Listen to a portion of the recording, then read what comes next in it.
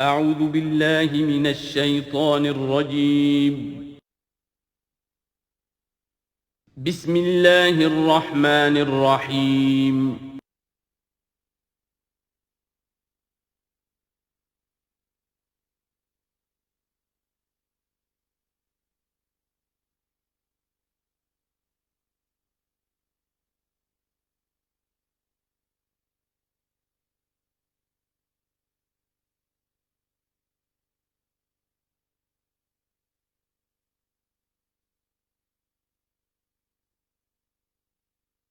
اعوذ باللہ من الشیطان الرجیم بسم اللہ الرحمن الرحیم وَيَسْأَلُونَكَ عَنْ ذِي الْقَرْنَيْنِ قُلْ سَأَتْلُو عَلَيْكُمْ مِنْهُ ذِكْرًا صدق اللہ العظیم۔ ذوالقرنین کے بارے میں آپ کو بتا چکا ہوں کہ ان کا نام تاریخ میں جو مشہور ہے وہ کیخسرو یا سائرس، اور انہی سے اصل میں ایران کی عظمت کے دور کا آغاز ہوا تھا۔ چنانچہ تقریباً میں سمجھتا ہوں کہ شاید 25-30 سال پہلے کی بات ہے، جب شہنشاہ ایران، اس وقت جب کہ ان کی بادشاہت جو ہے وہ بڑے عروج پر تھی، انہوں نے 2500 سالہ برسی منائی تھی انہی کیخسرو کی، سائرس کی۔ ان کی قبر جو ہے مقبرہ وہ دریافت ہو گیا تھا، اور وہاں پر ان کا ایک مجسمہ بھی دریافت ہوا تھا کھدائی پر۔ اس مجسمے میں وہ 2 لگے ہوئے تھے، سینگ بھی۔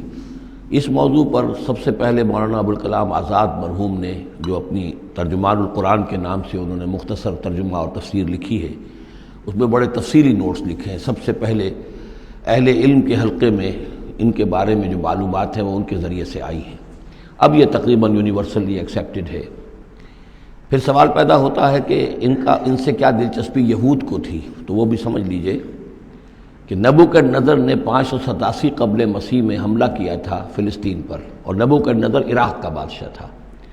اس مڈل ایسٹ کو ذہن میں رکھیے کہ میڈیٹرینین کے بالکل ساتھ ہے ملک شام، اور شام ہی کا ایک علاقہ فلسطین ہے۔ اس وقت جو ہے یہ فلسطین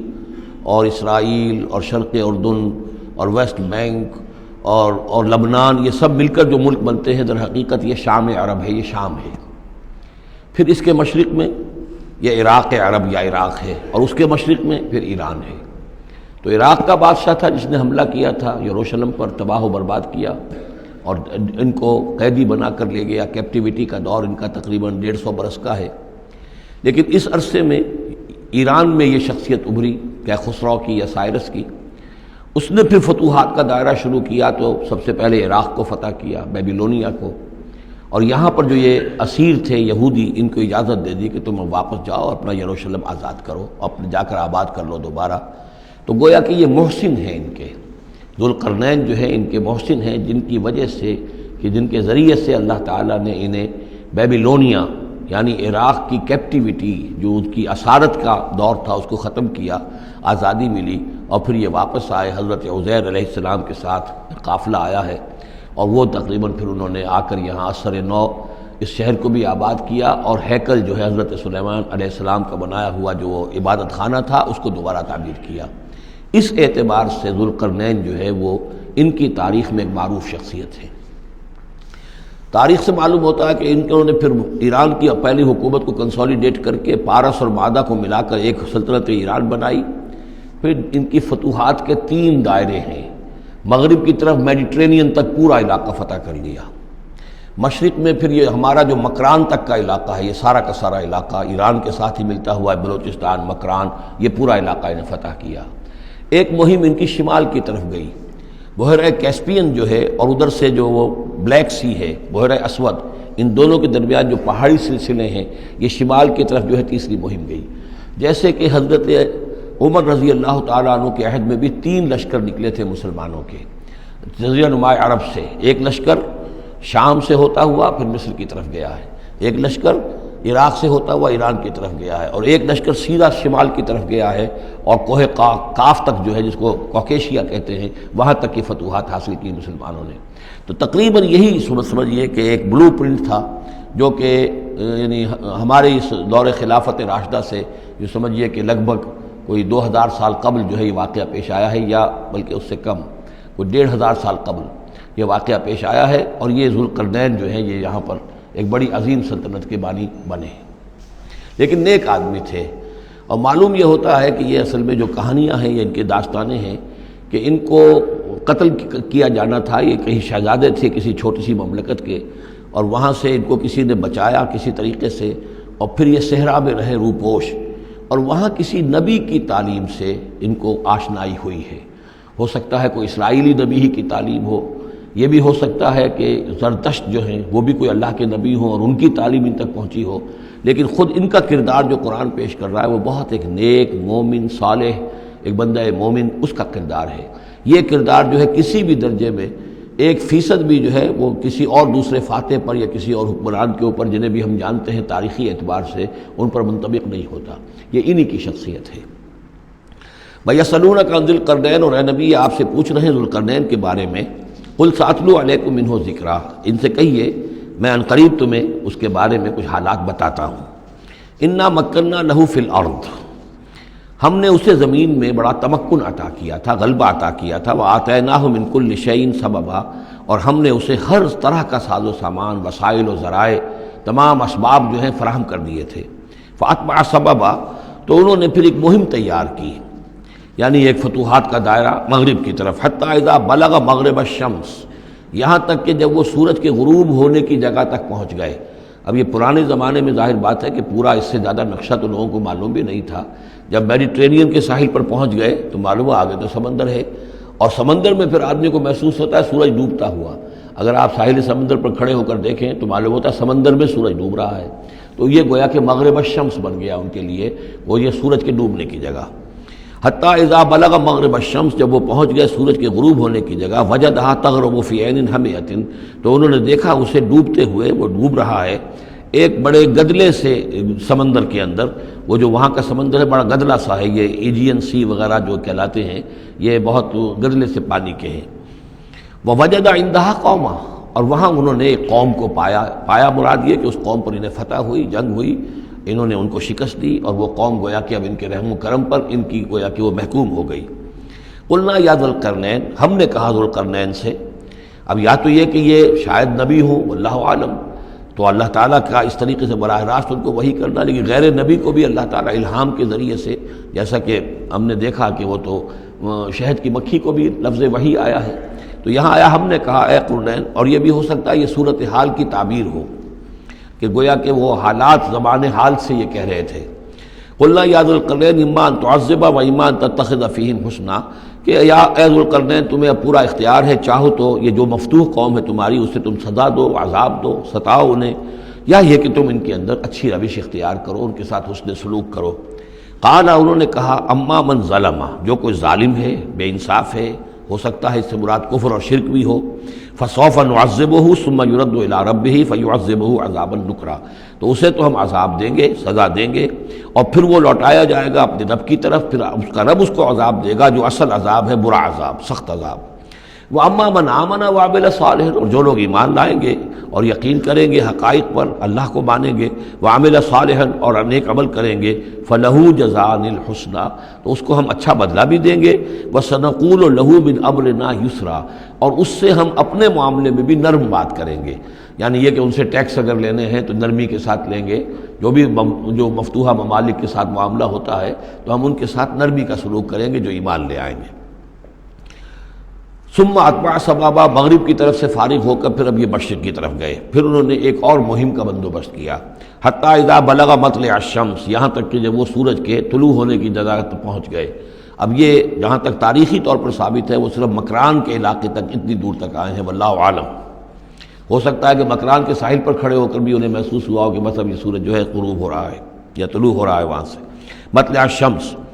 تو وہاں جب پہنچے، وجدہا تطلع علی قوم لم نجعل لہم من دونہا سترا، تو انہوں نے پایا اس کو کہ وہ طلوع ہوتا ہے ایک ایسی قوم پر کہ جس کے لیے ہم نے آفتاب سے کوئی اوٹ نہیں رکھی ہے، یعنی یہاں کے جو قبائل تھے، گیڈروسیا وغیرہ یہ کہلاتا تھا اس زمانے کے اندر، یہ وحشی قبائل تھے، ان کو ابھی چھت بنانے کا فن نہیں آیا تھا، یعنی گھر جو ہوتے تھے وہ صرف دیواریں کھڑی ہوتی تھیں، کہ جو خالی پلاٹ ہے زمین کا اس میں یہ دیوار کھڑی ہے، یہ میرا گھر ہے، تمہارا گھر ہے، لیکن گھر میں چھت وغیرہ کا بھی کوئی تصور ان کے ہاں نہیں تھا۔ ظاہر بات ہے کہ چھت ڈالنا جو ہے یہ تو ایک تمدن کے ارتقاء کے دور کی علامت ہے۔ تو وہ بغیر کسی سورج کے سائے کے وہ اپنی زندگی گزارتے تھے۔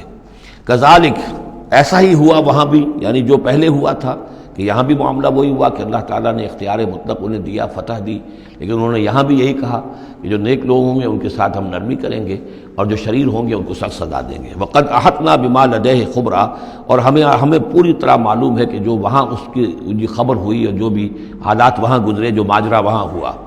ثم اتبع سببا، اب یہ تیسری آ رہی ہے، ثم اتبع سببا، پھر اس نے ایک اور مہم تیار کی، یہ شمالی مہم ہے۔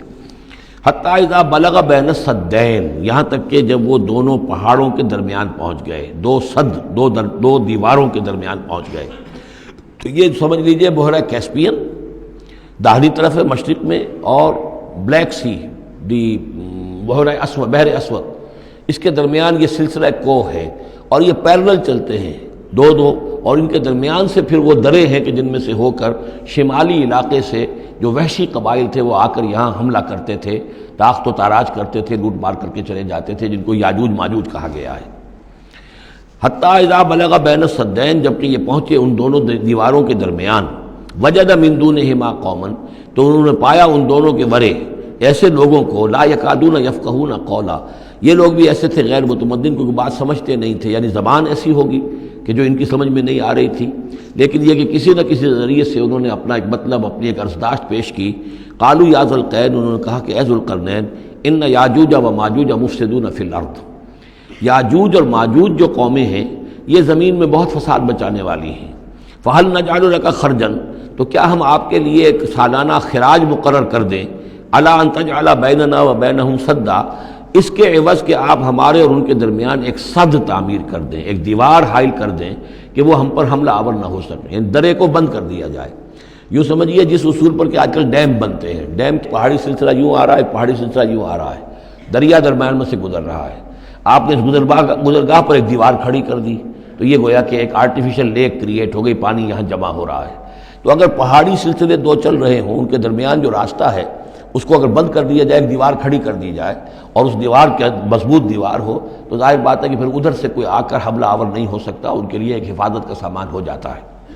یہاں یہ سمجھ لیجئے کہ یاجوج ماجوج سے کیا مراد ہے۔ حضرت یافس علیہ السلام، جو تین بیٹے تھے حضرت نوح علیہ السلام کے، سام، حام، یافس، سامی نسل کے بارے میں تو ہم نے بہت کچھ سمجھ لیا کہ حضرت ابراہیم بھی سامی نسل سے تھے، پھر قوم عاد بھی سام ہی کی نسل کی ایک شاخ تھی، قوم سمود بھی اسی کی شاخ تھی، یہ تمام جو ہے یہ تو سیمیٹک ریسز ہیں۔ حضرت یافس کی اولاد نے یہ سینٹرل ایشین ماؤنٹینز کا جو سلسلہ ہے اس کو کراس کیا اور شمال میں چلے گئے، اور شمال میں جا کر دائیں بائیں پھیل گئے، پھر یہ میدان ہے، ٹنڈرے کا میدان اور فلانے میدان اور بڑے بڑے کھلے میدان ہیں، تو گویا کہ ایشیا کو درمیان میں جو سلسلہ کوہ تقسیم کر دیتا ہے، ایک شمالی حصہ ہے، ایک اس کے جنوبی حصہ ہے، یہ شمالی میں چلے گئے اور جا کر پھر پھیلنے میں وہ مشرق کی طرف آئے تو چین اور ہند چینی تک یہ ساری قومیں جو ہے یہ یلو ریسز، یہ انہی کی نسل سے ہیں، اور مغرب میں چلے تو روس، اور روس سے ہو کر روس کے ساتھ ملتا ہوا علاقہ ہے اسکینڈینیوین کنٹریز کے ساتھ، پھر وہاں سے وہ اتر کر، اور یورپ کے بھی جو یہ مغربی ممالک ہیں، اینگلو سیکسنز جو ہیں، یہ بھی در حقیقت اسی سے اسکینڈینیوین کنٹریز سے اترے ہوئے لوگ ہیں۔ تو یوں سمجھ لیجئے کہ ویسٹرن یورپ اور ایسٹرن یورپ کا بھی خاص طور پر شمالی علاقہ، اور پورا یہ روس کا علاقہ، اور پورا صحرائے گوبی، اور پورا چین، اور وہاں تک جو ہے ہند چینی تک، یہ یافس کی نسل ہے۔ یافس کے جن بیٹوں کے نام تورات میں آئے ہیں، کئی نام ہیں، وہ کوئی ایک دو نہیں، ان میں گوگ اینڈ میگوگ بھی ہیں، توبال بھی ہے، موسک بھی ہے، موسک ایک شخص کا نام ہے، اور موسکو ہو سکتا ہے کہ اسی نے آباد کیا ہو اور وہیں سے وہ نام بنا ہو۔ توبال اور بالٹک سی جو ہے اس ایریا کے اندر جو ہے، بالٹک سٹیٹس، توبال ان کے ایک بیٹے کا نام تھا، یہ تورات کے اندر نام دیے گئے ہیں۔ گوگ اینڈ میگوگ، یاجوج ماجوج، یہ بھی انہی کے بیٹوں کے۔ یہ تمام اقوام جو ہے یہ وحشی ہیں، اور یہ تاخت و تاراج کرنا، لوٹ مار کرنا، یہ ان کا طریقہ ہے، اور ان کا ہے ذکر جو یہاں پر ہو رہا ہے۔ یہ جو سیلاب آیا تھا، کولونیل سیلاب جو ہم پر آیا تھا، جس میں کہ یہ اینگلو سیکسنز تھے، یہ سب کے سب جو ہیں یہ اسی نارڈک ریسز سے ہیں، یہ بھی یاجوج اور ماجوج کی نسل ہیں۔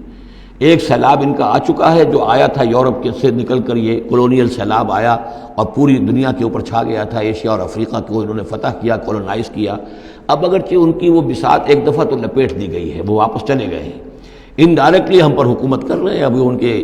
جو ملٹی نیشنلز ہیں ان کے ذریعے سے یا بینکوں کے ذریعے سے، IMF کے ذریعے سے، ورلڈ بینک کے ذریعے سے، انڈائریکٹ حکومت ہے جو نیو ورلڈ آرڈر ہے۔ لیکن یہ ہے کہ ابھی ایک اور جو سیلاب ان کا آنے والا ہے وہ آتا ہے احوال قیامت کے معاملات میں۔ آرمگڈون کے بعد جب حضرت مسیح علیہ السلام کا نزول ہو چکے گا اور یہودیوں کا خاتمہ ہو چکے گا، اور پھر یہ کہ تمام جو عیسائی ہیں وہ مسلمان ہو جائیں گے، عیسائیت ختم ہو جائے گی حضرت مسیح علیہ السلام کے آنے کے بعد، اور مسلمان اور عیسائی مل کر ایک ملت بن جائیں گے، سب مسلمان ہوں گے۔ اس کے بعد آخری سیلاب پھر آنا ہے جو اس کے خلاف، وہ احادیث میں آتا ہے، پھر وہ یاجوج اور ماجوج کا ہوگا۔ اور میرے نزدیک یہ یاجوج اور ماجوج جو ہیں وہ ایسٹرن علاقے سے آئیں گے، چائنا وغیرہ سے، ہند چینی سے۔ آرمگڈون جو ابھی ہونی ہے فوری طور پر بڑی جنگ، اس میں یہ لوگ جو ہیں بیٹھے رہیں گے، یہ جنگ میں حصہ نہیں لیں گے۔ یہ مڈل ایسٹ میں جنگ ہوگی، یورپین پاور ساری ہوں گی، کرسچین پوری طاقتیں ہوں گی، اور ادھر جو ہے مسلمان ہوں گے، اور حضرت مہدی جو ظاہر ہوں گے، جو اللہ تعالیٰ ایک عنایت کرے گا مسلمانوں کو لیڈر عرب کے اندر، وہ پیدا ہوں گے، مجدد ہوں گے، اور ان کے ذریعے سے عرب کے اندر ایک اسلامی حکومت بھی قائم ہوگی۔ لیکن ان کے لیے مدد کے لیے خراسان کے علاقے سے فوجیں آئیں گی، مشرق سے آئیں گی، اور یہ علاقہ جو ہے وہ ہے جو ہمارے قریب ہے، اور ہم بھی اسی علاقے میں ہیں۔ اللہ تعالیٰ ہمیں توفیق دے کہ یہاں وہ ہم پہلے اس نظام میں خلافت قائم کریں، تاکہ یہاں سے پھر فوجیں جائیں اور حضرت مسیح کے ساتھ ہو کر اور حضرت مہدی کے ساتھ ہو کر عیسائیوں اور یہودیوں کے ساتھ جنگ کریں، اور بالآخر پھر یہ کہ پوری دنیا میں اسلام کا بول بالا ہوگا۔ لیکن جب یہ ہو چکے گا، اس کے بعد ایک سیلاب پھر آئے گا یاجوج اور ماجوج کا۔ تو یہ چونکہ پوری ایک سلسلہ ہے، ایک نسلیں ہیں اس کے اندر بہت سی، تو ان میں چونکہ تفسیری اعتبار سے بہت سی باتیں جو ہے مختلف آراء بھی سامنے آئیں گی، تو میں نے جو رائے میری ہے وہ آپ کے سامنے بیان کر دی ہے۔ اس وقت بھی وہ یاجوج ماجوج تھے جو ان شمالی دروں سے آ کر حملے کرتے تھے۔ قالوا یا ذا القرنین ان یاجوج و ماجوج مفسدون فی الارض، وہ جو میں نے عرض کیا ہے کہ قیامت کے قریب بھی معاملہ ہوگا، یہ سورہ انبیاء کی آیات 97-98 ہے۔ حتی اذا فتحت یاجوج و ماجوج وهم من کل حدب ینسلون واقترب الوعد الحق فاذا هی شاخصۃ ابصار الذین کفروا۔ اب زیادہ دور نہیں، ہم سورہ انبیاء بھی قریب ہی آ رہی ہے، انشاءاللہ وہاں اس کو ہم پڑھیں گے۔ تو دو جگہ قرآن مجید میں یاجوج اور ماجوج کا ذکر ہے، ایک یہ جو قریب قیامت میں ان کا جو ظہور ہونے والا ہے، ایک اس وقت کا معاملہ یہ چھوٹا سا تھا کہ جو ذوالقرنین کے سامنے آیا ہے۔ تو کیا ہم آپ کے لیے ایک سالانہ خراج طے کر دیں تاکہ آپ ہمارے لیے یہاں ایک سد تعمیر کر دیں، ایک بند باندھ دیں یہاں پر؟ قال ما مکنی فیہ ربی خیر۔ اب دیکھیے ان کا کردار، ان کا مجھے جو کچھ میرے رب نے دے رکھا ہے، دولت دے رکھی ہے، مال دے رکھا ہے، وہ بہت بہتر ہے اس سے کہ جو تم مجھے پیش کر رہے ہیں، مجھے خراج کی ضرورت نہیں ہے۔ ہاں تمہاری ایک ضرورت ہے، میں وہ پوری کر دیتا ہوں۔ فاعینونی بقوت، مجھے مین پاور فراہم کرو، باقی ساری سامان جو ہے میں فراہم کر لوں گا، لیکن بہرحال اس کو بنانے کے لیے، دیوار بنانے کے لیے اور دونوں پہاڑوں کے درمیان اتنی بڑی جو سد تعمیر کرنے کے لیے جو مین پاور چاہیے، اعینونی بقوت، تو محنت کے ذریعے سے، مین پاور کے ذریعے سے میری مدد کرو۔ اجعل بینکم و بینہم ردما، میں ان کے اور تمہارے درمیان ایک موٹی دیوار بنا دوں گا۔ آتونی زبر الحدید، لاؤ میرے پاس تختے لوہے کے۔ حتی اذا ساوا بین الصدفین، یہاں تک کہ جب دونوں جو اونچانے تھیں اس کے درمیان کا پورا علاقہ پر ہو گیا، بھر گیا، وہ لوہے کے تختے جو ہیں اس کے اندر بھرے جا رہے ہیں۔ حتی اذا ساوا، برابر کر دیا دونوں پھانکوں تک پہاڑ کی، قال انفخوا، اب ان کا کہ آگ جلاؤ اس کے نیچے، وہ دہکا دی بھٹی جس سے کہ اب وہ لوہا گرم ہوا اور لوہے کی تختے جو ہیں وہ گرم ہو گئے۔ حتی اذا جعلہ نارا، جبکہ وہ سارے کے سارے لوہے کے جو تپ گئے خود اور سرخ ہو گئے۔ قال آتونی افرغ علیہ قطرہ، تو کہا لاؤ میرے پاس پگھلا ہوا تانبا کہ میں اس کے اوپر انڈھیل دوں۔ تو اس طریقے سے گرین فورس کنکریٹ سے بھی 10 گنا سمجھیے مضبوط شے انہوں نے بنا دی کہ اس میں لوہا اور پھر لوہا سیسا یا تانبا پلایا ہوا، تو اس طریقے سے ایک بڑی مضبوط دیوار قائم کر دی۔ اس دیوار کے جو آثار اب بھی موجود ہیں، دیوار تو موجود نہیں ہے، یہ داریال اور دربند کے درمیان یہ کشادہ راستہ ہے اب بھی، یہ ویسٹ کوسٹ جو ہے کیسپین کا، اس کے ساتھ اس کی لمبائی 50 میل اور اس کی اونچائی 29 فٹ اور 10 فٹ چوڑی یہ دیوار تھی جو اس وقت بنی ہے۔ یعنی جس طریقے سے کہ بنتے ہیں بڑے بڑے بند، ان سے بھی بڑی یہ تھی سد تعبیر کی گئی۔ السد العالی کہلاتا ہے اسوان ڈیم جو ہے، جو مصریوں نے بنایا تھا، بہت بڑا ڈیم، السد العالی، اونچی دیوار۔ تو ہمارے ہاں یہ تربیلا اور منگلا یہ سب کیا ہیں، یہ اسی طرح کے ڈیم ہیں کہ پہاڑی سلسلے آ رہے ہیں، دریا جا رہا تھا، وہاں آپ نے دیوار کھڑی کر دی، پانی رک گیا اور وہ جھیل بن گئی۔ فمستطاعوا ان یظہروہ، تو انہوں نے کہا کہ اب یہ لوگ نہ تو یہ اس کے اوپر سے آ سکیں گے، اس کو نہ چڑھ سکیں گے، ومستطاعوا لہ نقبا، نہ اس میں کوئی سوراخ لگا سکیں گے، نقب لگا سکیں گے۔ قال ھذا رحمۃ من ربی، یہ سب اتنا بڑا کارنامہ کر کے بھی انہوں نے کہا یہ سب رحمت ہے میرے رب کی طرف سے، میرا کوئی کمال نہیں، یہ سب اللہ کی طرف سے ہے۔ فَإِذَا جَاءَ وَعْدُ رَبِّي، اور جب میرے رب کا وعدہ آئے گا، جَعَلَهُ دَكَّا، وہ اس پوری دیوار کو جو ہے ریزہ ریزہ کر دے گا، ختم ہو جائے گی دیوار۔ اب وہ دیوار وہاں موجود نہیں ہے، وہ ختم ہو چکی ہے امتداد زمانہ سے، اب اس کے کوئی آثار باقی نہیں رہے، بس آثار معلوم ہو جاتے ہیں کہ یہاں وہ دیوار ہوتی تھی، جس سے یہ میں نے ڈائمنشنز آپ کو دیے ہیں۔ وَكَانَ وَعْدُ رَبِّي حَقًّا، اور میرے رب کا وعدہ جو ہے وہ حق ہے، سچ ہے، پورا ہو کر رہے گا۔ وَتَرَكْنَا بَعْضَهُمْ يَوْمَئِذٍ يَمُوجُ فِي بَعْضٍ، اب جب یہ وقت آئے گا اللہ تعالیٰ کا قیامت کا وقت، تو ہم چھوڑ دیں گے اس روز ان کو، یہ ایک دوسرے میں گتھم گتھا ہو جائیں گے۔ یہ جو کچھ ہونے والا ہے قرب قیامت سے پہلے، جس قسم کے لشکر آنے ہیں اور جیسی جنگیں ہونی ہیں،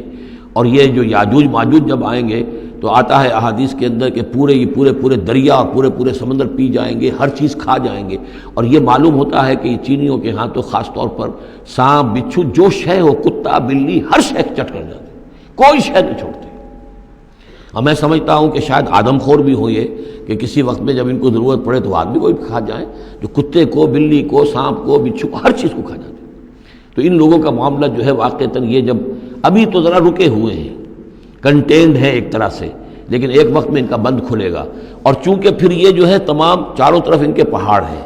ہر پہاڑ کی اونچائی پر سے من کل حدب ینسلون، نیچے اترتے ہوئے نظر آئیں گے۔ اور یہ نقشہ بعین ہی اسی طرح اخبارات میں آیا تھا جب 62 میں وار ہوئی ہے نیفا میں، جو ہندوستان کا مشرقی جو علاقہ تھا جہاں کہ چین اور بھارت کی جنگ ہوئی ہے، تو اس کے الفاظ جو اخبارات میں آئے تھے، waves after waves of Chinese soldiers were coming down the slopes, لہروں کی طرح، موجوں کی طرح چلے آئے۔ ان کے اتنے آدمی ہیں، ان کا تو کہنا یہ ہے کہ تم سب کے سب ہلاک ہو جاؤ گے، ہمیں تم ہلاک نہیں کر سکتے، ہم تو چیونٹیوں کی طرح جو ہے بلوں کے اندر گھس جائیں گے، ایٹمک وارفیئر کے بعد تمہارا تہس نہس ہو جائے گا، ہمارا کچھ نہیں بگڑے گا، ہم پھر نکلیں گے اور پوری دنیا کو فتح کریں گے، وہ یہ کہتے ہیں۔ اور معلوم ہوتا ہے کہ واقعتاً آخری جو بھی اس دنیا کا اللہ تعالیٰ نے جو بھی ایک نظام سوچا ہوا ہے، اس میں جو قیامت سے پہلے کا سب سے بڑا واقعہ پھر یاجوج و ماجوج کا ظہور ہوگا وہ، لیکن یہ کہ اس کا یہ مطلب نہیں ہے کہ جو پہلے ہوا ہے وہ نہیں ہے، اس سے پہلے بھی یاجوج ماجوج اگر آج سے 2500 سال پہلے کا معاملہ بھی ہے تو آج سے چند سو سال پہلے کا بھی ہو سکتا تھا۔ یہ کسی یعنی ایک پورے یوں سمجھیے نسل کا نام ہے۔ وَتَرَكْنَا بَعْضَهُمْ يَوْمَئِذٍ يَمُوجُ فِي بَعْضٍ وَنُفِخَ فِي الصُّورِ، اور پھر سور میں پھونکا جائے گا، فَجَمَعْنَاهُمْ جَمْعًا، اور پھر ہم ان سب کو جمع کر لیں گے۔ وَعَرَضْنَا جَهَنَّمَ يَوْمَئِذٍ لِلْكَافِرِينَ عَرْضًا، اور اس روز ہم جہنم کو سامنے لے آئیں گے کافرین کے سامنے۔ یہ ہے تمہارا انجام، یہ ہے تمہارے لیے جو ہم نے تیار کیا ہے۔ الذین کانت اعینہم فی غطاء عن ذکری، وہ لوگ کہ جن کی نگاہیں ہمارے ذکر سے کوری ہو چکی تھیں، پردہ پڑا ہوا تھا ان پر، ہم یاد نہیں تھے، بس دنیا سامنے تھی، مسبب الاسباب کو بھول گئے تھے، اسباب پر سارا بھروسہ تھا، مادی اسباب و وسائل، مادی نعمتیں، مادی مال و اسباب، مادی چیزیں جو ہیں، یہیں کی چمک دمک، یہیں کی رونقیں، یہیں کی شان اور شوکت، اسی کے پیچھے پڑے ہوئے تھے۔ وَكَانُوا لَا يَسْتَطِيعُونَ سَمْعًا، اور وہ سماعت سے بھی بہرہ مند نہیں رہے تھے، اب سن بھی نہیں سکتے تھے، حیوانوں کا سا سننا سنتے تھے۔ اب یہ آخری رکوع آ گیا ہے سورہ مبارکہ کا، اس میں یہ مضمون ایک اور تیکھے انداز میں آ رہا ہے کہ دنیا کی زندگی میں جب انسان گم ہو جاتا ہے تو در حقیقت یہی سب سے بڑی گمراہی ہے، اور یہی سب سے بڑا کفر ہے، اور یہی سب سے بڑا دجل ہے کہ دنیا نے آپ کو آخرت سے غافل کر دیا، دنیا نے آپ کو اللہ سے غافل کر دیا۔ یہ دنیا اور اس کی چمک دمک سے آپ کے اتنے متاثر ہوئے، گرویدہ ہوئے، اور اس عروس ہزار داماد کے ایسے عاشق ہوئے کہ آپ اللہ کو بھول گئے۔ یہ دجل ہے اصل، دجالیت یہ ہے اصل۔ باقی ایک شخص دجال وہ ایک علیحدہ جگہ ہے اپنی جگہ پر، جس کا فتنہ آنا ہے، اور اس کے ضمن میں بھی میں نے عرض کیا تھا کہ میری کچھ تحقیق ہے، لیکن میں ابھی اس کو روک رہا ہوں، مزید اس کی توثیق اگر مجھے ہو گئی تو پھر میں وہ باتیں بیان کروں گا، اس لیے کہ اس مسئلے میں علماء کے مابین کافی شدید اختلاف ہے۔ افحسب الذین کفروا ان یتخذوا عبادی من دونی اولیاء، کیا کافروں نے یہ سمجھا ہے کہ وہ میرے بندوں ہی کو میرے مقابلے میں اپنے حمایتی بنا لیں گے؟ عیسیٰ میرا بندہ ہے، کیا وہ میرے مقابلے میں آ کر تمہاری حمایت کرے گا؟ عبد القادر جیلانی میرے بندے ہیں، کیا وہ میرے مقابلے میں آ کر تمہاری مدد کریں گے؟ کیا تم نے سمجھا میرے بندوں کو وہ میرے مقابلے میں من دونی اپنا حمایتی بنا لیں گے؟ انا اعتدنا جہنم للکافرین نزلا، ہم نے ایسے کافروں کے لیے جہنم کو بنا رکھا ہے ابتدائی مہمان نوازی کے لیے، ان کی مہمان نوازی ہوگی جہنم میں۔ قل هل ننبئکم بالاخسرین اعمالا، یہ ہے اس صورت کا عمود۔ جو میں نے کہا تھا کہ پہلے رکوع کے اندر انا جعلنا ما علی الارض زینۃ لہا لنبلوہم ایہم احسن عملا، یہ سمجھیے کہ ایک کھونٹا تو وہاں گڑا ہوا ہے، دوسرا کھونٹا یہ ہے قل هل ننبئکم بالاخسرین اعمالا، کہیے ان سے کیا ہم تمہیں بتائیں اپنے عمل، اپنی محنت، اپنی جد و جہد، بھاگ دوڑ، اپنی سعی جو ہے اس کے اعتبار سے سب سے زیادہ گھاٹے میں کون ہے؟ محنت تو ہر ایک کر رہا ہے، جیسے کہ حضور نے فرمایا کلو نفس یغدو فبائع نفسہ، ہر انسان صبح ہوتی ہے تو اس کے بعد سے اپنے آپ کو بیچنا شروع کر دیتا ہے، اپنا وقت بیچ رہا ہے، اپنی صلاحیت بیچ رہا ہے، اپنی انرجی بیچ رہا ہے، اپنی اور ذہانت بیچ رہا ہے، شام تک بیچتا رہتا ہے اپنے آپ کو، کچھ کما کر لاتا ہے، بیچ کر اپنے آپ کو کچھ لے کر آتا ہے۔ تو یہ انسان جو ہے اس درجے اپنے آپ کو دنیا کے لیے انہوں نے بیچ دیا ہے اور ہماتن اسی کے لیے گم ہو گئے ہیں، لیکن اس بیچنے میں انہیں نفع کچھ نہیں ہے، نقصان ہی نقصان ہے۔ سب سے زیادہ خسارے میں کون ہے؟ الذین ضل سعیہم فی الحیات الدنیا، جن کی بھاگ دوڑ سعی و جہد دنیا ہی میں گم ہو کر رہ گئی، آخرت مطلوب ہے ہی نہیں، وہ تو ایک ضمیمہ سا لگا ہوا، مسلمان ہے، سنا ہے والدین سے روزہ رکھنا اچھا کام ہے، روزہ فرض ہے، روزہ رکھ لیا ہے، مطلوب کیا ہے آپ کا؟ اصل بات تو یہ ہے جو ضربہ سلام میں نے کل نوٹ کرایا تھا سورہ بنی اسرائیل میں، من کان یرید العاجلۃ عجلنا له فیہا ما نشاء لمن نرید ثم جعلنا له جہنم یصلاها مذموما مدحورا ومن اراد الآخرۃ وسعى لها سعیها وهو مؤمن فاولئک کان سعیہم مشکورا۔ طالب دنیا ہو یا طالب آخرت ہو، طے یہ کرو، طالب دنیا طالب آخرت کے لیے بھی اللہ تعالیٰ کلن نمد ہؤلاء وہؤلاء من عطاء ربک، دنیا میں اسے ہمیں رکھنا ہے، کھانے پینے کا بندوبست کرے گا، یرزقہ من حیث لا یحتسب، یہاں سے دے گا جہاں سے تمہیں گمان تک نہیں ہوگا، لیکن تم پہلے طے کرو تم طالب دنیا ہو یا طالب آخرت ہو۔ اور سب سے زیادہ گھاٹے میں وہ ہے من قل هل ننبئکم بالاخسرین اعمالا الذین ضل سعیہم فی الحیات الدنیا وہم یحسبون انہم یحسنون صنعا، اور وہ سمجھ رہے ہیں کہ اب تو بڑے کامیاب ہیں، میری ایک فیکٹری تھی اب میرے 3 مل لگ چکے ہیں، میں نے فلاں یہ تھا میں نے اب اتنی جائیداد بنا لی ہے، میرے اتنے ایسٹس تھے اور سال بسال گنتی کر کے ہم تو کامیاب ہو رہے ہیں۔ وہ سمجھتے ہیں کہ ہم کامیاب ہیں، ہماری محنتیں برابر ہو رہی ہیں، ہماری یہ دن رات کی کوشش جو ہے وہ نتیجہ خیز ہو رہی ہے۔ اولئک الذین کفروا بآیات ربہم، یہ وہ لوگ ہیں جنہوں نے اپنے رب کی آیات کا انکار کیا، چاہے کہتے ہو کہ ہم اللہ کو مانتے ہیں، قرآن کو مانتے ہیں، لیکن حقیقتاً اگر طالب دنیا ہے تو گویا کہ وہ اللہ کی آیات کا انکار کر رہا ہے۔ اللہ تو کہتا ہے اصل زندگی وہ ہے، وَإِنَّ دَارَ الْآخِرَةَ لَهِيَ الْحَيَوَانُ، تم اصل زندگی اس کو سمجھے بیٹھے ہو، تو تم نے کہا اللہ کی بات کی تصدیق کی، تم نے تو اللہ کی بات کو جھٹلایا ہے۔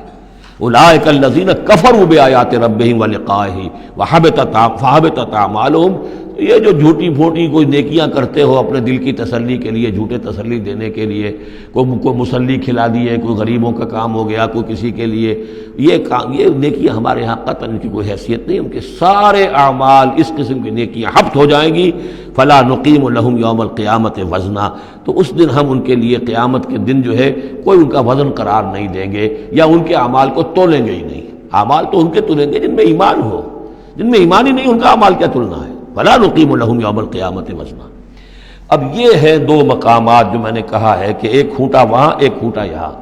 اسی لیے ابتدائی آیتیں اور آخری آیتیں سورہ کہف کی خاص طور پہ دجالی فتنے سے محفوظ رہنے کے لیے ان کو یاد رکھا جائے، ان کو پڑھا جائے، اور یہ کہ اللہ توفیق دے تو ہر جمعے کو سورہ کہف کی تلاوت کی جائے۔ درمیان میں پھر میں نے بتایا تھا زینت کا لفظ آیا، ترید زینت الحیات الدنیا، کچھ اور آگے چل کر المال والبنون زینت الحیات الدنیا، تو یہ زینت دنیا اور زیبائش اور آرائش، اور یہ تمہیں اپنے اندر گم کر لیتی ہے، تمہیں نہ خدا کی ہوش ہے نہ آخرت کی ہوش ہے۔ ذالک جزاؤہم جہنم، یہ وہ لوگ ہیں کہ جن کا بدلہ جہنم ہے، بما کفروا، بسبب اس کے کہ انہوں نے کفر کیا، واتخذوا آیاتی ورسلی ہزوا، اور انہوں نے میری آیات اور میرے رسولوں کو ٹھٹھا سمجھ لیا۔ رسول آ کر یہ کہہ رہے ہیں کہ اصل زندگی وہ ہے، یہ سمجھتے نہیں یہ ہے۔ مان لیا ہوگی آخرت، چلو دیکھا جائے گا، کچھ نہ کچھ تو ہے نا، کچھ نیکیاں بھی ہم نے کر رکھی ہیں اور کچھ بہرحال ہمارے بچانے والے بھی ہیں، ہم سب بھی جو ہیں آخر حضور نے شفاعت ہماری کر ہی دینی ہے۔ جیسے یہودی کہتے تھے کہ ہم تو یہودی ہیں تو ہم تو اللہ کے بیٹوں کے مانند ہیں، چہیتے ہیں، لاڈلے ہیں۔ اب وہ آخری حصہ ان الذین آمنوا، جب ان کفار کی کیفیت یہ ہے، اور کفار سے مراد یہاں پر وہ منکر نہیں ہے، وہ کفار ہیں جو حقیقت کے اعتبار سے طالب دنیا بن گیا، چاہے اس نے لیبل اسلام کا لگا رکھا ہو، مسلمانوں کا وہ بہت بڑا لیڈر ہو، قائد ہو، کچھ بھی ہو، جو طالب دنیا ہے فی الواقع وہ ہے در حقیقت کے جو اصل کافر ہے۔ جس کو کہ ایک بزرگ کا قول جو ہے بہت عرصے بعد آج مجھے یاد آیا ہے کہ جو دم غافل سو دم کافر۔ اسی طرح جو شخص طالب دنیا ہے حقیقت میں وہ کافر ہے۔ قانوناً وہ مسلمان ہوگا، مسلمان ہو، مسلمانوں کا لیڈر ہو، وہ پیر ہو، وہ کوئی بڑا عالم ہو، کچھ بھی ہو، لیکن طالب دنیا، اصل طالب دنیا کا ہے یا آخرت کا، یہ طے کرنے والی بات ہے۔ ان الذین آمنوا وعملوا الصالحات کانت لہم جنات الفردوس نزلا، اس کے برعکس وہ لوگ جو ایمان لائے اور جنہوں نے نیک عمل کیے، ایمان کے سارے تقاضوں کو بھرپور طور پہ ادا کیا، یہ وہ لوگ ہوں گے جن کے لیے ٹھنڈی چھاؤں والے باغات ہوں گے، ان کے وہاں پر مہمان نوازی نزل ہوگی، نزل ابتدائی، بڑی اونچی جو ہے اس کائنات کے اندر گیلیکسیز ہیں، کہاں کہاں پہ جنتیں ملیں گی، اہل جنت کو اس کا آپ تصور بھی نہیں کر سکتے۔ اس میں تو یہاں تک آتا ہے کہ ایک اوپر کے درجے والے کو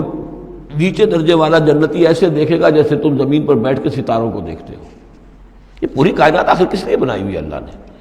کتنے اور سیارے ہیں اور کتنی اور جگہیں ہوں گی، کہاں کہاں اللہ تعالیٰ جو ہے جنتیں دے گا، لیکن پہلی نزول جو ہے یہی ہونا ہے، اسی زمین پر، قصہ زمین برسر زمین۔ خالدین فیہا، اس میں وہ ہمیشہ ہمیش رہیں گے، لا یبغون عنہا حولا، اور ان کے لیے اور پھر وہ نہیں چاہیں گے کہ اس سے ان کو کہیں اور بھیج دیا جائے، یعنی یہ کہ جنت ایسی جگہ نہیں ہے جہاں جی اکتا جائے۔ آپ دنیا میں تو اچھی سے اچھی جگہ کا تصور کریں، مستقل رہنا پڑے گا طبیعت اکتا جائے گی۔ کشمیر میں جو رہتے ہیں ان سے پوچھئے کہ کیا وہاں خوبصورتی انہیں تو نظر نہیں آتی۔ سوئٹزرلینڈ والوں سے پوچھئے کہ یہاں کی بہت خوبصورتی ہے، انہیں تو کہیں نظر نہیں آتی، ان کے لیے تو مصیبت ہی مصیبت ہے، ہر وقت برف کے طوفان ہیں اور یہ ہے اور وہ ہے۔ لیکن یہ کہ ہمارے لیے تصور اور ہے۔ بدترین جگہ بھی دنیا کے اندر جو ہے وہ ایسی ہے کہ جہاں تھوڑی دیر کے لیے آدمی جائے گا تو وہاں اسے کچھ چینج کی وجہ سے کچھ ریکریشن ہو جائے گی، لیکن زیادہ دیر ٹھہرنا پڑے گا تو مصیبت ہو جائے گی۔ اور بہترین جگہ بھی وہ ہے کہ جہاں مستقل رہنا پڑا تو پھر یہ کہ وہ اس کے لیے بور ہو جائے گا وہ۔ لیکن جنت ایسی جگہ ہے کہ وہاں سے پھر آدمی کہیں ٹلنا نہیں چاہے گا۔ دو آخری وہ آیات، اب یہ پھر توحید کے دو بہت بڑے خزانے۔ قل لو کان البحر مدادا لکلمات ربی لنفد البحر قبل ان تنفد کلمات ربی ولو جئنا بمثلہ مددا۔ سورہ بنی اسرائیل کی آیت میں اللہ کے اسماء کا ذکر تھا۔ ولد اللہ عبد الرحمن ایما تدعو فلہ الاسماء الحسنی، یہاں اللہ کے کلمات کا ذکر ہے، اور کلمات سے مراد کیا ہے؟ اللہ کی ہر شے جو اس نے پیدا کی ہے اس کے ایک کلمہ کن کا ظہور ہے، کل مخلوقات اس کے کلمات ہیں۔ تو کیا کوئی انسان ہے جو اللہ کی جملہ مخلوقات کا احاطہ کر سکے؟ اگر اس زمین کا پورا سمندر جو ہے وہ سیاہی بن جائے اپنے رب کے کلمات کو لکھنے کے لیے، سمندر ختم ہو جائے گا لیکن اللہ کے کلمات ختم نہیں ہوں گے، چاہے اتنی ہی اور بھی اس کے لیے سمندر لے آئیں سیاہی بنا کر۔ ایک اور جگہ بھی مضمون یہ آیا ہے کہ تمام زمین کے جتنے بھی درخت ہیں وہ قلم بنا لیے جائیں، اور جتنے سمندر ہیں اور ان کو 7 گنا سمندر بنا دیا جائے، اور وہ تمام قلم جو ہے لکھنے لگے، اللہ کے کلمات کو نہیں لکھ سکتے۔ وہ سمندر ختم ہو جائیں گے، سیاہی ختم ہو جائے گی، اقلام ختم ہو جائیں گے۔ وَلَوْ أَنَّ مَا فِي الْأَرْضِ شَجَرٌ وَأَقْلَامٌ، یہ الفاظ آئیں گے انشاءاللہ تعالی۔ قُل لَوْ كَانَ الْبَحْرُ مِدَادًا لِكَلِمَاتِ رَبِّي لَنَفِدَ الْبَحْرُ قَبْلَ أَن تَنفَدَ كَلِمَاتُ رَبِّي وَلَوْ جِئْنَا بِمِثْلِهِ مَدَدًا۔ اور آخری آیت وہاں اللہ تعالیٰ کی شان، قُلِ الْحَمْدُ لِلَّهِ الَّذِي لَمْ يَتَّخِذْ وَلَدًا وَلَمْ يَكُن لَّهُ شَرِيكٌ فِي الْمُلْكِ وَلَمْ يَكُن لَّهُ وَلِيٌّ مِّنَ الذُّلِّ وَكَبِّرْهُ تَكْبِيرًا۔ اب شکل کیا ہوتی ہے شرک میں؟ یا تو اللہ کو اوپر سے اتار کر نیچے لے آتے ہیں، انسانوں کی صف میں، مخلوقات کی صف میں کھڑا کر دیا، یا انسانوں میں سے کسی کو اٹھا کر اور خدا کے برابر کر دیا، وہاں اس کی نفی ہے، اللہ کا بلند مقام۔ یہاں انسانوں کو کہیں خدا کے برابر شریک نہ کر دو، تو یہاں فرمایا قل انما انا بشر مثلکم، اے نبی کہہ دیجئے میں بھی تمہاری طرح کا ایک انسان ہوں، یوحی الی انما الہکم الہ واحد، مجھ پر وحی کی جا رہی ہے کہ تمہارا الہ ایک ہی الہ ہے، اکیلا ہے، فمن کان یرجو لقاء ربہ، تو دیکھو جو کوئی بھی اپنے رب سے ملاقات کا امیدوار ہو، فلیعمل عملا صالحا، اسے عمل کرنے چاہیے نیک، ولا یشرک بعبادت ربہ احدا، اور اپنے رب کی عبادت میں کسی کو شریک نہیں کرنا چاہیے، عبادت خالص اللہ کی ہو، توحید عملی، لا تعبدوا الا ایاہ، قضى ربک الا تعبدوا الا ایاہ وبالوالدین احسانا، یہ کہ جیسے حضرت مسیح کو خدا بنا دیا یا فرشتوں کو خدا کی بیٹیاں بنا دیا، یا جیسے ہمارے ہاں بھی میں نے آپ کو وہ شعر سنایا تھا، وہی جو مستوی عرش تھا خدا ہو کر اتر پڑا وہ مدینے میں مصطفیٰ ہو کر، اب محمد الرسول اللہ صلی اللہ علیہ وسلم کو خدا بنا دیا، یا یہ کہ حضرت علی کو خدا بنا دیا۔ ہر چند علی کی ذات نہیں ہے خدا کی ذات، لیکن نہیں ہے ذات خدا سے جدا علی۔ اور غالب صاحب کہتے ہیں کہ مشغول حق ہوں بندگی ابو تراب میں جب حضرت ابو تراب حضرت علی کی بندگی کرتا ہوں تو میں گویا کہ در حقیقت اللہ کی بندگی کر رہا ہوں۔ اور یہاں آغا خانیوں میں جو ہے 10 اوتار ہیں حضرت علی، 9 اوتار ہندوؤں کے پہلے تھے، 10ویں اوتار حضرت علی ہیں، تو یہی کچھ ہوتا ہے۔ قل انما انا بشر مثلکم یوحی الی انما الہکم الہ واحد فمن کان یرجو لقاء ربہ فلیعمل عملا صالحا ولا یشرک بعبادت ربہ احدا۔ اب آئیے سورہ مریم، بسم اللہ الرحمن الرحیم، کاف ہا یا عین صاد، 5 حروف ہیں یہ ایک ہی صورت ہے قرآن مجید میں جس میں 5 حروف آئے ہیں مقطعات جڑواں۔ ایک صورت اور ہے سورہ شورا، اس میں 5 ہیں لیکن 2 علیحدہ لکھے جائیں گے، حامیم، اور ایک آیت بن جائے گی، عین سین قاف، یہ دوسری آیت ہے۔ یہاں یہ ایک ہی آیت اور جڑواں لکھے ہوئے حروف مقطعات 5 ہیں۔ ذکر رحمت ربک عبدہ زکریا، اب یہ وہی ساری چیزیں تقریباً آ رہی ہیں کہ جو ہم سورہ آل عمران میں پڑھ چکے ہیں، اور یہ اس زمانے میں نازل ہوئی جبکہ ابھی ہجرت حبشہ ہونے والی تھی اور مسلمان جا رہے تھے، اور وہاں پر وہ پوزیشن پیش آنے والی تھی کہ یہاں سے جب سفارت گئی ہے مکے کے قریش کے سرداروں کی، اور گئے تھے عمرو بن العاص گئے تھے جو بعد میں ایمان لے آئے، صحابی ہیں، وہ واپس لینے کے لیے کہ یہ ہمارے بگوڑے آ گئے انہیں واپس کیجئے، تو نجاشی کے دربار میں پھر جب مسلمانوں نے اپنی فریاد کی، اپنے حالات بتائے، تو آخری داؤ یہ کھیلا عمرو بن العاص نے کہ آپ ذرا پوچھئے یہ مسیح کے بارے میں کیا کہتے ہیں، یہ تو کہتے ہیں وہ تو ایک عام انسان تھا آپ کا جس کو آپ خدا مانتے ہیں۔ تو پھر نجاشی نے پوچھا کہ آپ لوگ کیا کہتے ہیں مسیح کے بارے میں، حضرت مسیح کے، تو پھر یہ آیات پڑھ کر جو ہے حضرت جعفر طیار رضی اللہ تعالیٰ عنہ، جعفر ابن ابی طالب، حضور کے چچا داد بھائی، ابو طالب کے بیٹے، حضرت علی کے بڑے بھائی حضرت جعفر ابی طالب بن ابی طالب، انہوں نے یہ آیات پڑھ کر سنائی، تو نجاشی نے کہا، تنکا اٹھایا کہ جو تم نے بیان کیا ہے حقیقت میں مسیح علیہ السلام اس سے ایک تنکا بھر بھی زائد نہیں ہے، اور پھر اعلان کیا مسلمانوں تم یہاں رہو، امن سے رہو، سکون سے رہو، اور وہ سفارت جو تھی قریش کی واپس کر دی کہ میں ان کو تمہارے ساتھ واپس نہیں بھیج سکتا، چاہے تم مجھے پہاڑوں جتنا سونا دے دو لیکن ان کو میں یہاں سے واپس نہیں کروں گا۔ ذکر و رحمت ربک عبدہ زکریا، اب ذکر تو کرنا ہے حضرت مسیح کا، لیکن جیسے وہاں پہلے یہ کہ حضرت یحییٰ کا ذکر بھی ہو جائے کہ ان کی ولادت بھی تو ایک طرح سے معجزانہ تھی، عام حالات کی تو نہیں تھی۔ حضرت زکریا کتنے بوڑھے تھے، اور حضرت ان کی جو اہلیہ تھی وہ ساری عمر جو ہے مانج رہی تھی، اور بڑھاپے میں اللہ نے بیٹا دیا۔ یہ ذکر ہے آپ کے رب کی رحمت کا جو اس کے بندے زکریا پر ہوئی، علی نبینا علیہ الصلوۃ والسلام، اذ نادى ربہ نداء خفیا، جبکہ انہوں نے پکارا اپنے رب کو، دعا کی چپکے چپکے دل ہی دل میں، قال رب انی وہن العظم منی، انہوں نے عرض کیا پروردگار میری ہڈیاں چٹک گئی ہیں، کمزور ہو گئی ہیں، واشتعل الراس شیبا، اور میرا سر جو ہے وہ بھڑک اٹھا ہے سفیدی سے، یعنی سفید ہو گیا ہے بالکل، سیاہ بال کوئی رہے ہی نہیں، ولم اکن بدعائک رب شقیا، اور پروردگار کبھی ایسا نہیں ہوا کہ میں نے تجھ سے کوئی دعا مانگی ہو اور میں نامراد رہا ہوں۔ آج بڑی ہمت کر کے میں ایک دعا کر رہا ہوں جو عام حالات کے اعتبار سے تو پھر بڑی غیر معمولی دعا ہے، عام حالات دیکھیں، دنیاوی مسائل کو دیکھیں وَإِنِّي خِفْتُ الْمَوَالِيَ مِنْ وَرَائِي، اور مجھے اندیشہ ہے اپنے بھائی بندوں سے، رشتہ داروں سے میرے بعد، یعنی یہ کہ اس ہیکل سلیمانی کی خدمت کرنے والا مجھے کوئی مناسب آدمی نظر نہیں آ رہا کہ جو اس میری گدی پر بیٹھ سکے، میرے اس منصب کو سنبھال سکے۔ انی خفت الموالی من ورائی وکانت امراتی عاقرا، اور میری بیوی بانجھ ہے، فہب لی من لدنک ولیہ، تو مجھے خاص اپنے پاس سے کوئی ولی عطا کر۔ اب یہاں ولی کا لفظ کہا، کوئی میرا ساتھی ہو، کوئی ایسا ہو کہ جو میری ان چیزوں کا یرثنی و یرث من آل یعقوب، جو میری وراثت جو ہے روحانی وراثت اور دینی وراثت اس کو سنبھال سکے، اور میری کیا ہے یہ آل یعقوب کی وراثت ہے جو حضرت یعقوب علیہ السلام سے چلی آ رہی ہے، اس کا صحیح وارث بن سکے۔ وجعلہ رب رضیہ، اور پروردگار اسے تو بنائی ہو۔ رضی جو ہے یہ فعیل کے وزن پر ہے، راضی اور مرضی دونوں کے معنی میں آ جائے گا، وہ کہ جو راضی ہو اور جس کو راضی کر دیا گیا ہو۔ رضی اللہ عنہم ورضوا عنہ، وہ دونوں پہلو جو ہیں رضی کے اندر آ جائیں گے۔ انہیں جب یہ بشارت مل رہی، یا زکریا انا نبشرک بغلام اسمہ یحییٰ، اے زکریا ہم بشارت دیتے ہیں آپ کو ایک بیٹے کی، ایک لڑکے کی جن کا نام یحییٰ ہوگا۔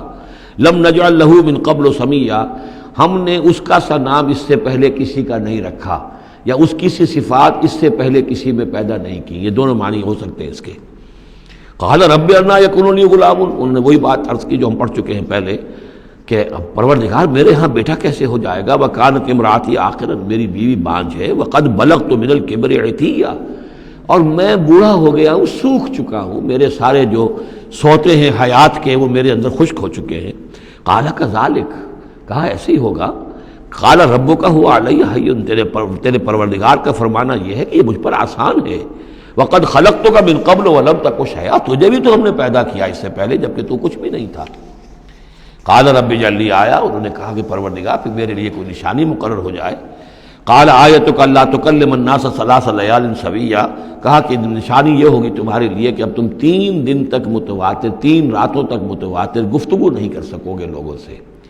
وہاں سورہ آل عمران میں تھا ثلاثۃ ایام الا رمزا، 3 دن تک بات نہیں کر سکو گے مگر صرف اشاروں کے ناموں سے، یعنی اللہ تعالیٰ نے ان کی گویائی سلب کر لی۔ فخرج علی قومہ من المحراب، پھر وہ نکلے اپنے اس حجرے سے جہاں وہ یہ سارا راز و نیاز ہو رہا تھا، عبادت ہو رہی تھی، دعا ہو رہی تھی، مناجات ہو رہی تھی۔ فاوحی الیہم، اپنی قوم پر آ کر انہیں وحی کے ذریعے سے کہا، وحی اشارہ کرنا۔ وحی کے جو لفظی معنی ہے عربی زبان میں الاعلام بالسرعہ والخفا، کسی کو کوئی بات اشارے سے اور خاموشی سے بتا دینا، دوسروں کو پتہ نہ چلے، یہ وحی ہے۔ تو وحی جو آتی ہے اللہ تعالیٰ کی طرف سے، وہ پھر اس کی مختلف شکلیں ہیں، وہ ہم پڑھ چکے ہیں یا پڑھیں گے انشاءاللہ سورہ شورى کے اندر، ویسے تعارف قرآن کے ضمن میں اس کا تذکرہ آ چکا ہے۔ تو اللہ تعالیٰ کی طرف سے وحی۔ اوحا الیہم، انہوں نے اشارے سے کہا، بات تو کر نہیں سکتے تھے، ان سبحوا بکرۃ وعشیا، کہ یہ خاص وقت ہے، اس میں اللہ کا ایک خاص فیصلہ ہو رہا ہے، لہذا ذرا صبح و شام تم اللہ کی تسبیح و تحمید ذرا کثرت سے کرو۔ یا یحییٰ، اب ولادت ہو گئی حضرت یحییٰ کی، اور وہ مخاطب ہے۔ یا یحییٰ خذ الکتاب بقوۃ، یحییٰ کتاب کو مضبوطی سے تھام لو۔ ظاہر بات ہے کہ تورات موجود تھی، زبور موجود تھی،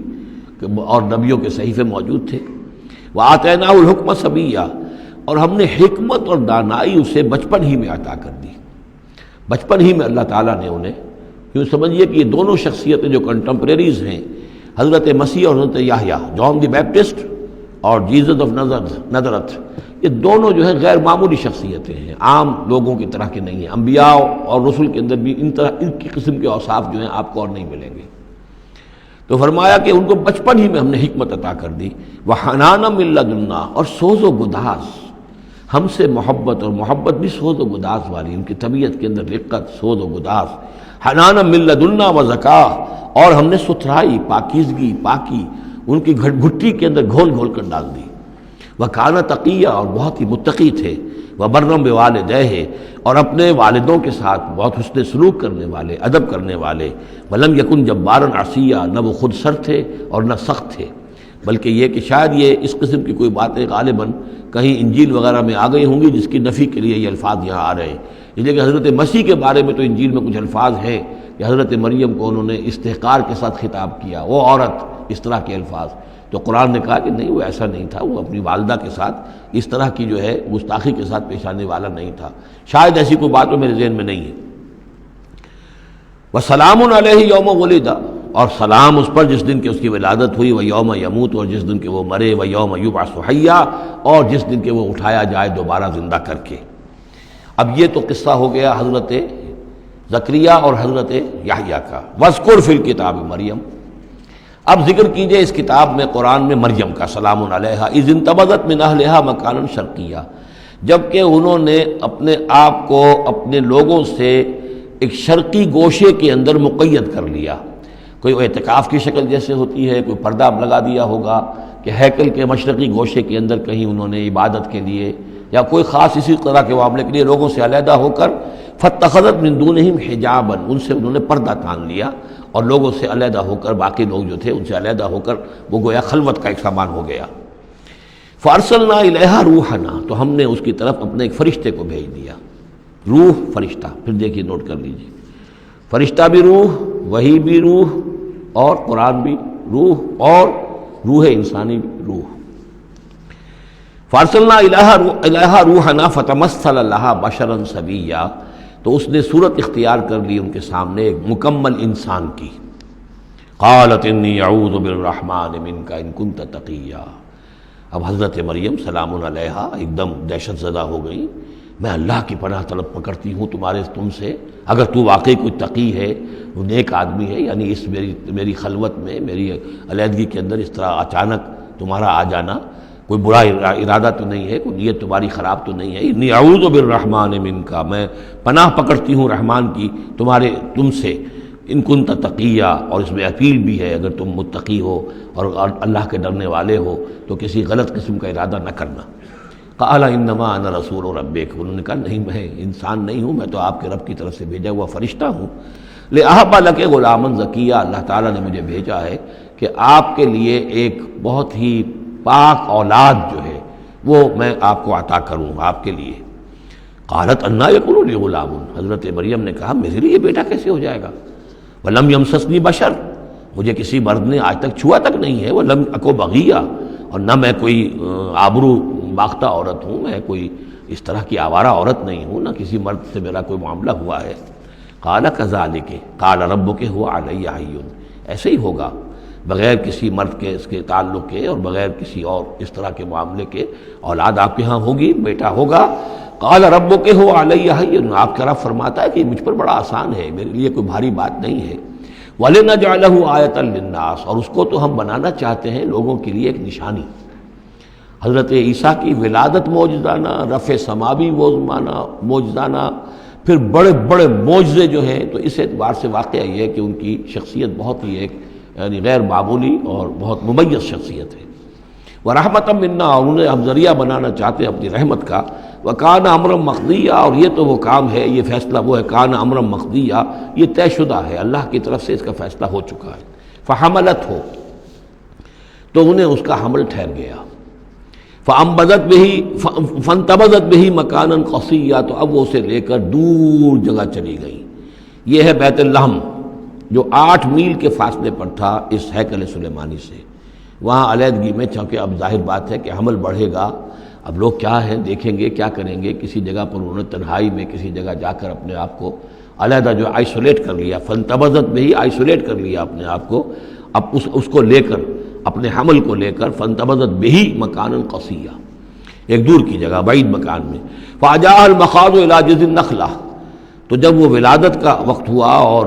درد ذہ ہوئے تو اس درد کے اندر وہ ایک کھجور کی جڑ کو انہوں نے مضبوطی سے پکڑا۔ قالت یا لیتنی مت قبل ھذا وکنت نسیا منسیا، اور کہا کاش کہ میں اس سے پہلے مر چکی ہوتی۔ اب کیا کہوں گی، کیا منہ دکھاؤں گی، اس بچے کا کیا کروں گی، کہاں لے کے جاؤں گی، دنیا کیا کہے گی، میری صورت کیا بنے گی۔ اللہ کی وہ بندی جو ہے کانپ رہی ہے، لرز رہی ہے۔ یا لیتنی مت قبل ھذا، کاش کہ میں اس سے قبل مر چکی ہوتی، وکنت نسیا منسیا، اور مجھے بھول چکے ہوتے لوگ، میری یاد بھی لوگوں کے ذہنوں سے محو ہو چکی ہوتی، کاش۔ فناداها من تحتها، تو پکارا اسے اس کے نیچے سے۔ عام خیال یہ من کے حوالے سے یہ ہے کہ فرشتہ ہی ہے کہ جس نے پھر پکارا ہے، وہ لیکن نیچے ہے، یہ ذرا اونچائی پر ہے، بلندی پر ہے، اور وہ کہیں نیچے ہے، نشیب میں ہے، اور اس لیے کہ ظاہر بات ہے کہ ولادت کے موقع پر اور وضع عمل کے موقع پر اس کا قریب ہونا ویسے بھی مناسب نہیں۔ لیکن ایک اس کی جو قرات ہمارے آفیشل قراتوں میں من بھی ہے، فناداہا من تحتہا، پکارا اسے اس نے جو اس کے نیچے تھا، یعنی ولادت ہو گئی ہے حضرت مسیح علیہ السلام کی، اور بچہ جو ہے اب وہ بول رہا ہے۔ میں اس معنی کو زیادہ ترجیح دیتا ہوں، اس لیے کہ ظاہر بات ہے کہ اگر بچے نے اس وقت کلام نہ کیا ہوتا تو کیسے یقین آتا کہ حضرت مریم لے کر آتی اس بچے کو کہ بعد میں یہ بچہ بول پڑے گا۔ اللہ تعالیٰ نے وہاں اس بچے سے کلام کرا دیا ہے، انہوں نے دیکھ لیا ہے بچہ بول رہا ہے، تو بچے نے من تحتہا، یہ میرے نزدیک وہ قرات بھی وہ زیادہ صحیح ہے، اور ہے ہماری آفیشل قرات میں ہے یہ من تحتہا و من تحتہا۔ تو جو بھی تھا نیچے انہوں نے، اس نے کہا لا تحزنی، اگر واقعتاً یہ حضرت مسیح وہ بچہ جو نو مولود ہے وہی بول رہا ہے، تو گویا کہ لا تحزنی، امی جان آپ اس میں پریشان نہ ہو، غمگین نہ ہو، قد جعل ربک تحتک سریا، دیکھیے اب اللہ تعالیٰ نے آپ کے قدموں تلے ایک چشمہ نکال دیا ہے، وَحُزِّ إِلَيْكِ بِجِذِعِ النَّخْلَةِ، اور ذرا اسی درخت کے جو سوکھی جڑ درخت کی اس کو ذرا ہلائیے، تُسَاقِطْ عَلَيْكِ رُطْبًا جَنِيًّا، تو یہ تازہ اور بڑی تازہ جو ہیں پکی ہوئی کھجوریں آپ پر گریں گی، فَكُلِي وَاشْرَبِي۔ اب یہ سارا معجزہ کو دیکھ رہی ہیں، تب جرأت ہوئی ہے انہیں بچے کو لے کر آنے کی کہ وہ بچہ بول بھی گیا ہے، اور اسی سوکھی ہوئی وہ کھجور کے جو ہے تنے میں سے کھجوریں جو ہے پکی ہوئی اور بڑی تازہ جو ہے وہ بھی گر رہی ہے، چشمہ بھی پانی کا نکل آیا ہے۔ فَكُلِي وَاشْرَبِي، تو کھائیے اور پیئے، وَقَرِّ عَيْنًا، اور اپنی آنکھیں ٹھنڈی کیجیے، فَإِمَّا تَرَيِنَّ مِنَ الْبَشَرِ أَحَدًا، تو پھر اگر آپ دیکھیں کسی انسان کو، کوئی انسان آپ کے سب سے پوچھے، فقولی، تو کہہ دیجئے انی نذرت للرحمن صوما فلن اکلم اليوم انسیا، میں نے تو رحمان کے لیے ایک روزے کی نظر مانی ہوئی تھی، میں نے روزہ رکھا ہوا، میں کسی انسان سے بات نہیں کر سکتی۔ وہاں کے ان کے ہاں روزے کے اندر کھانے پینے پر جو پابندی تھی جو ہمارے ہاں ہوتی ہے وہ بھی تھی، اس کے علاوہ بولنے پر، گفتگو پر بھی پابندی تھی۔ فأتت بہ قومہا تحملہ، اب وہ آ گئی اس کو لے کر اپنی قوم کے پاس۔ اب ان کا حوصلہ ہے، انہوں نے وہ معجزہ دیکھ لیا ہے، یہ میری رائے ہے، واللہ عالم، عام طور پر اس کا تذکرہ نہیں ہے کہیں، اور یہ کہ من تحتہا میں سمجھا یہی گیا ہے کہ فرشتے ہی نے یہ سب سارا کلام کیا ہے۔ فاتت بہ قومہا تحملہ، وہ اب آئیں اپنی قوم کے پاس اپنے بچے کو لیے ہوئے، قالوا یا مریم لقد جئت شیئا فریا، اب انہوں نے، اے مریم یہ تو تم بڑا طوفان چڑھ لائی ہو، یہ کیا کر لائی ہو، یہ تمہارے ہاں تمہارے گود میں بچہ ہے، یہ کس کا بچہ ہے؟ یا اخت ہارون، اے ہارون کی بہن، ہو سکتا ہے کہ ان کے کوئی بھائی ہو ہارون نامی، اور ہو سکتا ہے کہ چونکہ حضرت ہارون کی نسل سے ہیں یہ، لہذا صرف ان کی طرف ایک نسبت دی ہو کہ تم سوچو کس جد امجد کی تم نسل سے ہو اور تم نے کس قدر یہ گری ہوئی حرکت کی ہے۔ یا اخت ہارون ما کان ابوک امرأ سوء وما کانت امک بغیہ، نہ تو تیرا والد جو ہے وہ کوئی برا انسان تھا اور نہ تیری والدہ جو ہے وہ کوئی بدکار عورت تھی، یہ تم کیا کر لائی ہو؟ فاشارت الیہ، تو حضرت مریم نے اشارہ کر دیا حضرت اس بچے کی طرف، عیسیٰ کی طرف۔ قالوا کیف نکلم من کان فی المہد صبیا، کہ کیسے ہم اس سے بات کریں، اس سے کیا پوچھیں، یہ ہمیں کیا بتائے گا، بچہ ہے پگھوڑوں میں یا گود کے اندر۔ قال انی عبد اللہ، اب وہ بچہ بولا، حضرت مسیح نے کہا میں اللہ کا بندہ ہوں، آتانی الکتاب، اللہ نے مجھے کتاب عطا کی ہے، وجعلنی نبیا، اور مجھے نبی بنایا ہے، وجعلنی مبارکا اینما کنت، اور مجھے مبارک بنایا ہے، بابرکت بنایا جہاں کہیں بھی میں ہوں گا، واوصانی بالصلاۃ والزکاۃ ما دمت حیا، اور مجھے تاکید کی ہے اللہ نے زکوٰۃ کی اور نماز کی جب تک میں زندہ رہوں، وبرم بوالدتی، اور میں اپنی والدہ کا فرما بردار ہوں، خدمت گزار ہوں، لم یجعلنی جبارا شقیا، اللہ تعالیٰ نے مجھے زبردست اور سخت تندخو نہیں بنایا ہے، والسلام علیہ، اور سلام ہے مجھ پر یوم ولدت، جس دن کہ مجھے جنا گیا، میری ولادت ہوئی، و یوم اموت، جس دن کہ میں مروں گا، و یوم ابعث حیا، اور جس دن کہ مجھے اٹھایا جائے گا زندہ کر کے۔ ذالک عیسی ابن مریم، یہ ہے عیسیٰ ابن مریم، یہ ہے حقیقت عیسیٰ ابن مریم کی علیہ الصلاۃ والسلام، علیہم الصلاۃ والسلام۔ قول الحق الذی فیہ یمترون، یہ ہے وہ قول حق، قول فیصل، 100% درست، جس کے بارے میں یہ جھگڑتے ہیں۔ ما کان للہ ان یتخذ من ولد سبحانہ، اللہ کے شان کے شایع نہیں ہے یہ کہ وہ کسی کو اپنا بیٹا بنائے، سبحانہ، وہ پاک ہے اس سے۔ اذا قضى امرا فانما يقول له كن فيكون، جب وہ کسی چیز کا فیصلہ کرتا ہے تو وہ کہتا ہے کہ ہو جا، وہ ہو جاتی ہے۔ یعنی جو باپ کا حصہ تھا ولادت مسیح میں، وہ اللہ تعالیٰ کے ایک حرف کن کے ذریعے سے پورا ہوا۔ اسی لیے یہ کلمہ ہے اللہ، کلمۃ من ہو، اللہ کا خاص کلمہ ہے۔ باقی چیزیں جو ہے انسان کے ہاں جو بھی قانون و قاعدے کے مطابق، جو بھی بایولوجیکل جو طریقہ ہے اس کے مطابق ہو رہے ہیں وہ چل رہا ہے، لیکن جہاں وہ ایک رکھنا ہے وہاں اللہ کا ایک خصوصی کن جو ہے اس نے اس خلا کو پر کیا ہے۔ ان اللہ ربی و ربکم، اور یقیناً اللہ ہی میرا بھی رب ہے اور تمہارا بھی رب ہے، فاعبدوہ، پس اسی کی بندگی کرو اور پرستش کرو، ھذا صراط مستقیم، یہی سیدھا راستہ ہے۔ فاختلف الاحزاب من بینہم، تو جماعتوں نے، گروہوں نے، فرقوں نے اپنے آپس میں اختلافات پیدا کر لیے، غلط باتیں جو ہے گھڑ لیں۔ فویل للذین کفروا من مشہد یوم عظیم، تو ہلاکت اور بربادی اور تباہی ہے ان کافروں کے لیے اس دن کی پیشی، اس بڑے دن کی پیشی سے۔ اس بڑے دن جب پیش ہوگی حقیقت کھل جائے گی، حضرت مسیح کی حقیقت بھی واضح ہو جائے گی، تو جو انہوں نے من گھڑت عقیدے بنا لیے تھے، جن لوگوں نے ان عقیدوں پر جان دی ہوگی، ان کے لیے پھر ہلاکت اور بربادی ہوگی۔ اسمع بہی وابصر، اس پیشی کے دن تو ان کی سماعت بھی کیا اچھی ہوگی اور آنکھیں بھی کتنی کھلی ہوں گی، ہر حقائق کو وہ دیکھ رہے ہوں گے، کیا ہی اچھا سن رہے ہوں گے اور کیا ہی اچھا دیکھ رہے ہوں گے۔ یوم یاتوننا، جس دن کہ وہ ہمارے پاس آئیں گے، لیکن الظالمون اليوم فی ضلال مبین، لیکن آج یہ ظالم جو ہے کھلی گمراہی میں مبتلا ہیں۔ وانذرہم یوم الحسرۃ اذ قضی الامر، اور اے نبی ان کو خبردار کر دیجیے اس یوم الحسرت سے، وہ جو یوم قیامت ہے، حسرت کا دن ہے وہ، جس دن کے فیصلے کر دیے جائیں گے۔ وہم فی غفلۃ فہم لا یؤمنون، اور یہ غفلت کے اندر مبتلا ہیں اور ایمان نہیں لائیں گے۔ انا نحن نرث الارض ومن علیہا، ہم ہی یقیناً وارث ہوں گے زمین کے، سب ختم ہو جائیں گے، زمین اور اس کا سب کچھ جو کچھ ہے مال، اس کی وراثت ہمیں منتقل ہو جائے گی۔ وإلینا یرجعون، اور ہماری ہی طرف یہ لوٹائے جائیں گے۔ وَاذْكُرْ فِي الْكِتَابِ ابراہیم، اور ذرا تذکرہ کیجئے اس کتاب میں ابراہیم کا بھی۔